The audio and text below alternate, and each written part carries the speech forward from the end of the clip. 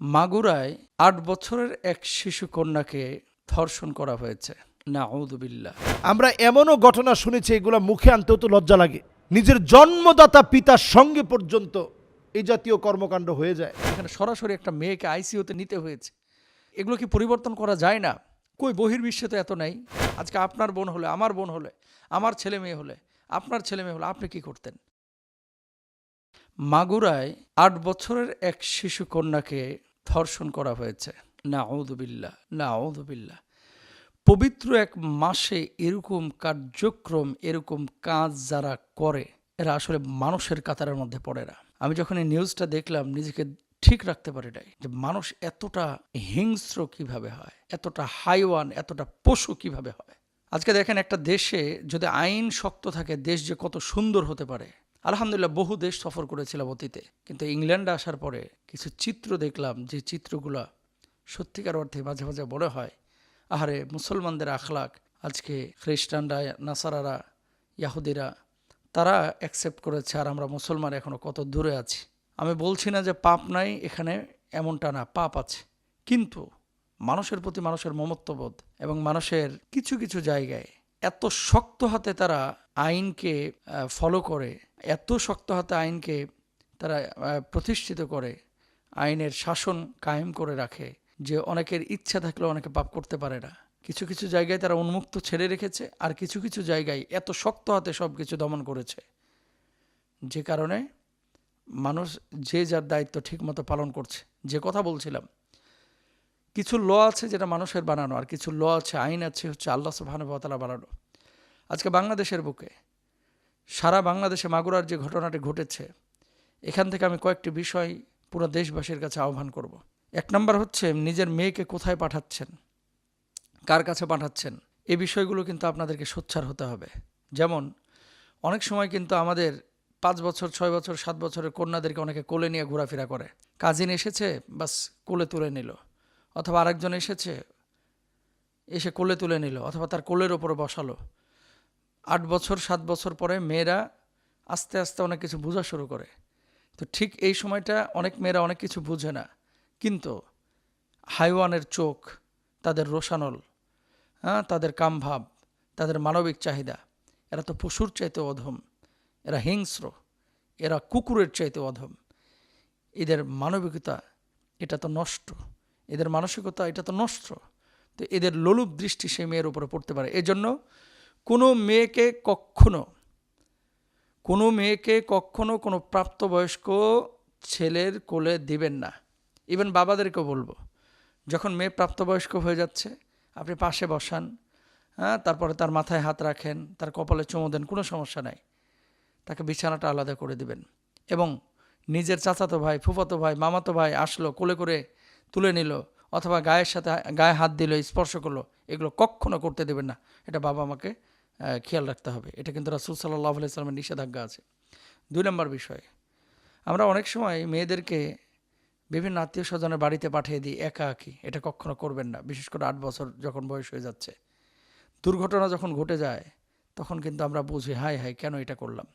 3 নম্বর, মাহরাম ছাড়া, নিজের বাবা অথবা বড় ভাই অথবা মা ছাড়া এই ধরনের মেয়েদেরকে কখনো রাত্রিকালীন সময়ে, অথবা এমন কোনো সময় যে সময়টায় বাইরে খারাপ কিছু আছে, যেমন ভ্যালেন্টাইন্স ডে বাংলাদেশে 14ই ফেব্রুয়ারি পালন করা হয়, তারপরে বসন্তকালের বিভিন্ন সময়, ঈদের সময়, তারপরে চাঁদ রাতের সময়, ঈদের কেনাকাটার সময় এককভাবে মার্কেটে অথবা কোনো স্পেসে ছেড়ে দেবেন না, এটা উচিত না। এখন আসেন, যারা এই যে ধর্ষণের মতো এই কাজটি করেছে মাগুরায়, এদের শাস্তি কি? আল্লাহ সুবহানাহু ওয়া তাআলা যেই শাস্তির বিধান রেখেছেন, এই শাস্তি যদি বাংলার জমিনে কায়েম করা হতো, সারা বাংলাদেশে বছরের পরে বছর চলে যেত, ধর্ষণ তো দূরের কথা, বাঁকা চোখে তাকানোর সাহস পাইত না। শাস্তি কি? এরা ফ্যাসাদ তৈরি করেছে। আর আল্লাহ সুবহানাহু ওয়া তাআলা এই ধর্ষকদের শাস্তি কোরআনুল কারিমে, যারা ফ্যাসাদ তৈরি করে তাদের ব্যাপারে আল্লাহ সুবহানাহু ওয়া তাআলা নিজে বলে দিয়েছেন। 1 নম্বর, এদেরকে জনসম্মুখে নিয়ে এসে ডান হাত বাম পা, এরপরে বাম হাত ডান পা ক্রস করে কেটে দিতে হবে। এটা দায়িত্ব আপনার না, এটা দায়িত্ব হচ্ছে সরকারের, এটা দায়িত্ব হচ্ছে যারা নীতি নির্ধারক তাদের। আমরা বলবো এই মাগুরার এই জালেম যারা এই কাজগুলো করেছে এদেরকে পাকড়াও করে ধরে নিয়ে এসে বাইতুল মুকাররমের দক্ষিণ গেটে 0 পয়েন্টের কোনায় দাঁড় করিয়ে অথবা ঝুলিয়ে হাত পা এভাবে কেটে প্রকাশ্যে সমস্ত স্যাটেলাইট চ্যানেলগুলোকে দেখানো হোক এবং চ্যানেলগুলোতে লাইভ সম্প্রচার করা হোক। যে আজ থেকে ধর্ষণের শাস্তি বাংলাদেশে চালু করা হলো, সরকার চালু করে দিল, আইন পরিবর্তন করলো, হ্যাঁ, কোথাও সংশোধন করা লাগলে সংশোধন করলো, ডান হাত বাম পা, বাম হাত ডান পা ক্রস করে কেটে দেওয়া হবে। এরকম একটা আইন যদি কেউ কায়েম করত, এরকম একটা আইন যদি কেউ বাস্তবায়ন করত, ধর্ষণ তো দূরের কথা, সারা পৃথিবীর বুকে যেখানে এই আইনটা ইস্টাবলিশ হতো কেউ বাঁকা চোখে তাকানোর সাহস পাইত না। বারবার বারবার এই যে ধর্ষণ হয়, ভাই এমন কিছু অপরাধ আছে যেখানে সরাসরি একটা মেয়েকে আইসিইউতে নিতে হয়েছে, মানে এগুলো কি পরিবর্তন করা যায় না? কই বহির্বিশ্বে তো এত নাই। আপনি ইটালি যান, স্পেন যান, ফ্রান্স যান, জার্মানি যান, ইংল্যান্ডে যান, হ্যাঁ, তারা চাইলে একে অপরের সাথে, যেহেতু অন্য ধর্মের মানুষ, আমি জানি না তাদের ধর্মে কি আছে, তারা লিভ টুগেদার করে, এই করে সেই করে, অনেক কিছু করে, ভিন্ন বিষয়। কিন্তু বাংলাদেশে কি যারা এই যে ধর্ষক, এরা কি আল্লাহর বলি? নাউজুবিল্লাহ, এরা তো বদমাশ, লম্পট। এরাও তো সুযোগ জোর করে যেখানে করতেছে, তাহলে যেখানে সুযোগ পাইলে এরা কি করত? আল্লাহ মাফ করুক। বহির্বিশ্বে এই আমাদের এশিয়ার যে অঞ্চল আর আফ্রিকার কিছু অঞ্চল, মানে এই ঘটনা প্রায় দেখা যায়। একমাত্র কারণ হচ্ছে আল্লাহর আইনটা বাস্তবায়ন হয় না। জেলের মধ্যে রাখে 30 বছর 35 বছর পরে ফাঁসি হয় না, জামিন হয়ে যায় না। কিছু অপরাধ, কেউ কাউকে ডিরেক্ট হত্যা করেছে, এরকম যদি হয়ে থাকে তাকে সরাসরি শাস্তি দেন। ধর্ষণ করেছে, আজকে আপনার বোন হলে, আমার বোন হলে, আমার ছেলে মেয়ে হলে, আপনার ছেলে মেয়ে হলে, আপনি কি করতেন? সুতরাং মাগুরার এই মানুষের পাশে সবার দাঁড়ানো উচিত। এবং যারা কাজ করেছে আমরা সরকারের কাছে দাবি করব, প্রকাশ্যে এদেরকে ফাঁসিতে ঝুলান, এদের হাত পা ক্রস করে কেটে দেন, আর সব চ্যানেলগুলোতে দেখানোর ব্যবস্থা করেন। আন্তর্জাতিক বিশ্ব কি বলতেছে ও দেখেন না, অন্তত আমাদের দেশকে শুদ্ধ করার জন্য, ধর্ষণ মুক্ত করার জন্য, ধর্ষক মুক্ত করার জন্য 2-4টা ঘটনা এরকম ঘটানো উচিত। শাস্তি, ক্রস করে হাত পা কেটে দেওয়া এবং তাদেরকে প্রকাশ্যে মৃত্যুদণ্ড কার্যকর করা। শুধুমাত্র একটা বছরের দর্শনের হিসাব যদি আপনি দেখেন, হাজার হাজার নারী যারা হয়তো ভুক্তভোগী, অনেকে বলতে পারে, অনেকে বলে না, অনেকে মামলা করে নাই, তার উপরে অন্যায় হয়েছে, ভয়ে সে এটা মেনে নিয়েছে। এই যে একটা ছোট্ট বাচ্চার উপরে যে অমানবিক আইয়ামে জাহিলিয়াতের বর্বরতার মতো করে যে বর্বরতা প্রকাশ পেয়েছে, এই প্রদর্শিত বর্বরতার বিরুদ্ধে কথা বলা, এটা সুশীল প্রত্যেকের জন্য আমাদের দায়িত্ব। সুশীলরা এইসব বিষয় নিয়ে কথা বলে না, এই বাচ্চার ব্যাপারে দাঁড়ানো, কথা বলা, এটা আমাদের প্রত্যেকের জন্য দায়িত্ব। সেই দায়িত্ববোধ থেকে বলি, বোনের বাসায় তো একটা বাচ্চা মেয়ে যেতেই পারে, বোনের বাসায় যাবে না, যাবে কোথায়?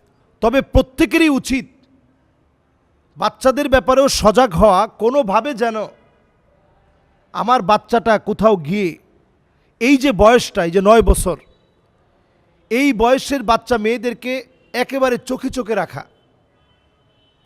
আমরা এমনও ঘটনা শুনেছি, এগুলো মুখে আনতেও তো লজ্জা লাগে, নিজের জন্মদাতা পিতার সঙ্গে পর্যন্ত এই জাতীয় কর্মকাণ্ড হয়ে যায়। পৃথিবীর ভিতরে আর কি বাকি আছে বলেন? নবী সাল্লাল্লাহু আলাইহি ওয়াসাল্লামের হাদিসগুলা আমরা পড়লে দেখি পৃথিবীর সময়টা একেবারে শেষ হয়ে গেছে। নবী আলাইহিস সালাতু ওয়াস সালাম সতর্ক করে বলেছেন, এই দুনিয়ার পরিস্থিতি এমন হবে, ইল্লা আলা হুসালাতিম মিনান নাস, দুনিয়ার ভিতরে মানুষ থাকবে, তাকালে মনে হবে চোখ আছে, নাক আছে, মুখ আছে, মানুষের অবয়ব আছে, কিন্তু আসলে মানুষ নেই। পৃথিবীর ভিতরে এখন মানুষের বড় অভাব, মানুষ খুঁজে পাওয়া যায় না। মানুষ অনেক আছে, চেহারাওয়ালা মানুষ আছে, টাকাওয়ালা মানুষ আছে, দৌলতওয়ালা মানুষ আছে, আখলাকওয়ালা মানুষ নেই। আহসানুকুম খুলুকা, সবচেয়ে সেরা হবে তারা যারা চরিত্রের দিক থেকে সেরা। যে লোকের চরিত্র নাই, ও কেমন মানুষ? আজকে আমরা দেখেছি, এটার জন্য অনেক ধরনের বিষয়কে কিন্তু আপনাকে বিবেচনা করতে হবে। অনেক সময় যে শ্বশুরের কথা আসছে, এরকম বৃদ্ধ বয়সে অনেকের স্ত্রী মারা যায়, এরপরে তাকে আর বিবাহ শাদী করানো হয় না। এটা সম্পূর্ণ শরীয়তের বিপরীত চল। আপনি বিবাহ শাদী করাবেন না কেন? তার সম্পদ আছে, এর চাইতে বড় কথা হচ্ছে তার শারীরিক সক্ষমতা আছে, একটা পুরুষের চাহিদা আছে। এই যে আমরা সামাজিকভাবে কত রকমের অপসংস্কৃতি আমরা চালিয়ে দিয়েছি। যেমন কোনো একজন নারী যদি তার স্বামী মারা যায়, তখন তিনি বিয়ে বসতে চান না, যে আমার এই সন্তানদের কাছে আমি মুখ দেখাবো কেমনে। অথচ শরীয়ত তার জন্য বিবাহটাকে কোনো নিষেধাজ্ঞার মধ্যে শরীয়ত নেয়নি। আপনার স্ত্রী মারা গেছে, আপনি স্বামী এখন একা থাকবেন কেন? আপনি বিয়ে শাদী করেন। সমাজে এটা সবচেয়ে কলঙ্কিত গুনাহের কাজ বলে মনে করা হয়। সন্তানরা মনে করে আব্বার কোনো চরিত্রই নেই। এই যে এখন যে অঘটনগুলো ঘটেছে, এই অঘটনগুলো কত মারাত্মক একটু চিন্তা করেন। এই রকম কোনো অন্যায় যখন হয়ে যাবে, আল্লাহর গজব ওই জনপদের জন্য অপেক্ষায় থাকে। শুধু নবীর উম্মত দেখে আল্লাহ তাআলা মাফ করতেছেন। হাদিসের ভিতরে আসছে, আল্লাহ পাক কিছু মানুষের দিকে কিয়ামতের দিন তাকাবেন না, কথা বলবেন না, দয়া দেখাবেন না। এর মধ্যে অন্যতম শাইখুন জানেন, যেই লোক বুড়া হয়ে গেছে, চরিত্র পাল্টায় নাই, বৃদ্ধ হয়ে গেছে, চরিত্র পরিবর্তন করে নাই, বৃদ্ধ হয়ে গেছে, আখলাক ভালো বানায় নাই, এমন লোকের দিকে কিয়ামতের দিন আল্লাহ তাআলা তাকাবেন না, কথা বলবেন না, দয়া দেখাবেন না। মাআযাল্লাহ, আল্লাহর কাছে আমরা পানা চাই। যেই ঘটনা হয়েছে মাগুরাতে, আমরা দৃষ্টান্তমূলক শাস্তি চাই। শুধু মাগুরায় না, অনেক জায়গাতে আমাদের ছোট বাচ্চারা অনিরাপদ। এক্ষেত্রে আমি বলবো, ছোট বাচ্চাদেরকে ছোটবেলা থেকেই হিজাবে অভ্যস্ত করেন, ঢিলাঢালা পোশাক পরান, প্যান্ট শার্ট পরানোটাকে একেবারে আপনি বন্ধ করে দেন। ঢিলাঢালা পোশাক পরিয়ে সবসময় নজরে রাখেন। খেলাধুলা কার সাথে করছে, কোথায় যাচ্ছে, প্রত্যেকটা বিষয় এই সময় খেয়াল রাখা উচিত। এবং এই রকম কয়েকটা বিষয়ের যদি দৃষ্টান্তমূলক মৃত্যুদণ্ডের যদি রায় শোনানো হয়, এই কয়েকটা ধর্ষণের শাস্তি যদি মৃত্যুদণ্ড হয়, বাংলাদেশের ধর্ষণ একেবারে জিরো টলারেন্সে চলে আসবে। শুধু যদি কয়েকটা শাস্তি দেওয়া হয়, আমি বলবো অনতি বিলম্বে এই বিষয়টা খতিয়ে দেখে এই বিষয়ের জন্য তদন্ত করে শাস্তির আওতায় আনা হয়, এবং আমরা প্রত্যেকেই আমাদের বাচ্চার ব্যাপারে সজাগ থাকি, সচেষ্ট থাকি। আল্লাহ তাআলা যেন আমাদের এই কলিজার টুকরা বাচ্চাদেরকে নিরাপদে রাখে।